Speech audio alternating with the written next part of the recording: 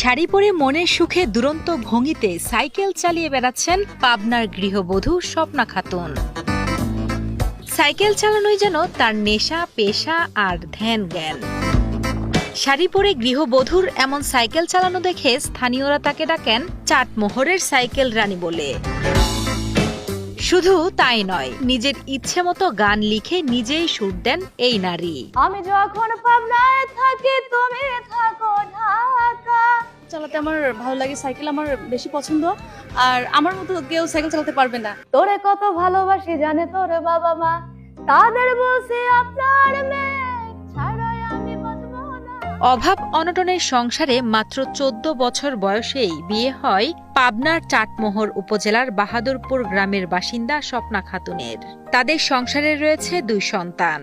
কিন্তু হঠাৎ স্বামী মানসিক রোগে আক্রান্ত হয়ে পড়লে সন্তানদের নিয়ে বাবার বাড়ি ফিরে আসতে হয় স্বপ্নাকে। আয়ের উৎস না থাকায় মানসিকভাবে ভেঙে পড়েন স্বপ্না নিজেও। বিয়ে তো হওয়ার পর জামাইটাও কেবা পাগল হয়ে গেল, জামাইও পাগল, আমার মেয়েও এইভাবে সাইকেল নিয়ে উড়ে বেড়ায়। সকালে রান্না বান্না করে দুপুরে খাওয়া দাওয়া সে সাইকেল নিয়ে বাড়ায়। তখন থেকেই যেন তার মাথায় ভর করে সাইকেল চালানোর এমন আজব নেশা। বাইসাইকেল চালিয়ে যেন তার নিজের সব দুঃখ কষ্ট ভুলে থাকেন এই নারী। সামর্থ্য না থাকলেও চেষ্টা করেন অসহায়দের পাশে দাঁড়াতে। মানুষকে সাহায্য করতে ভালো লাগে, কিন্তু বাবা ভাই থেকে চাইলে তো লোকের জন্য এত দিবে না।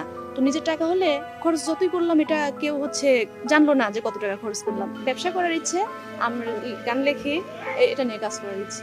স্থানীয়রা জানান স্বপ্না ভালো মনের একজন মানুষ।